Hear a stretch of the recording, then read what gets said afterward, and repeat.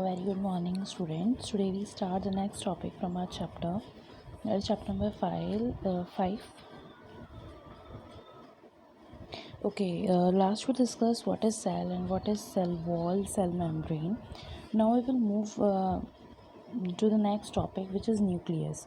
Nucleus is very important component of a cell.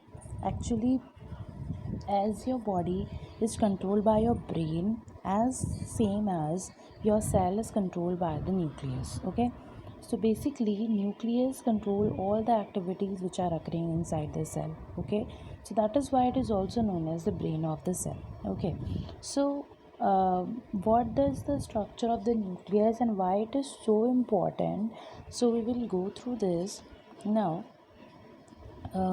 Here's a line which defines that according to their chemical composition, different regions of cell get colored differently.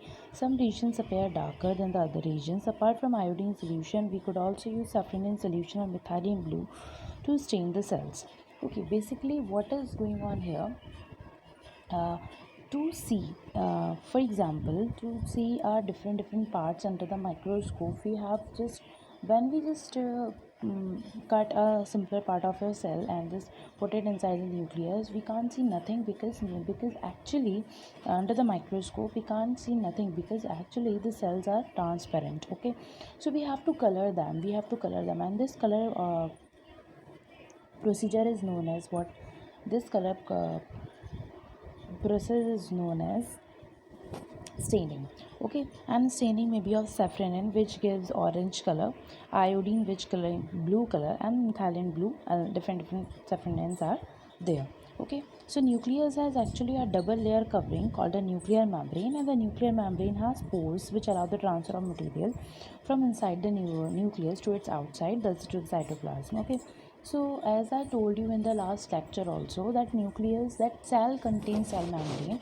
That cell membrane has the property to just guard the opening and which guard the transfer of the molecules from outside to inside and inside to outside.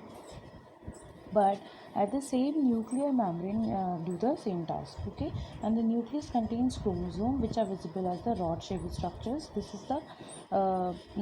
is nucleus. Actually, this is the nucleus, and only when the cell is about to divide, chromosome contains information for the inheritance of the features from parent to next generation. Okay, so why it is nucleus is very important, because a nucleus itself contains chromosomes, and chromosomes which contain genes are responsible for the transfer of characters from the one generation to another generation. Okay, so chromosomes are the composed of DNA and protein. What they are composed of? DNA and protein. I hope you all heard the term DNA and protein. DNA, what is DNA? DNA is uh, deoxyribonucleic acid. Okay, DNA is present in the part of the chromatin material. So it is about this, and nucleus play an important role in the reproduction, because when a cell divides, the nucleus firstly divides. Okay, so that is why it is playing a very important role in the reproduction.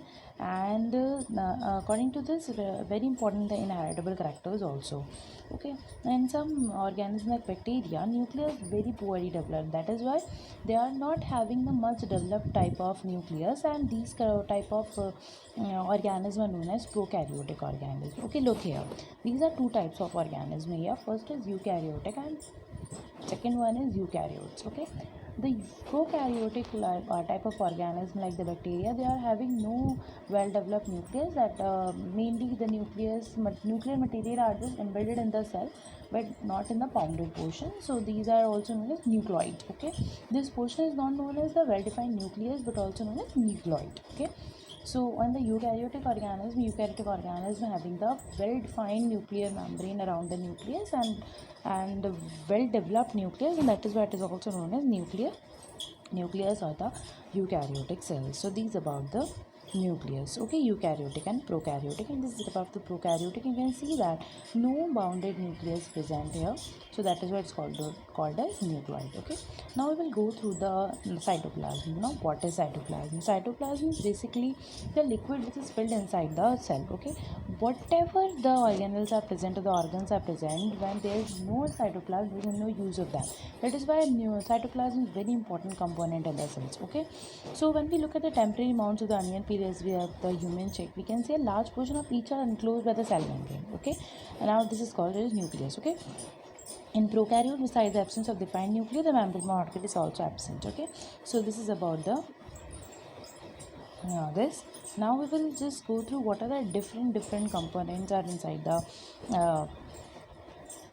cells. So these are basically the endoplasmic reticulum and different Golgi apparatus, plants and animal cell difference, and this is the difference. And I hope these are the sum of the very small amount of chapter is left now, so we will discuss in the next topic, next lecture. So just revise it yourself. Thank you.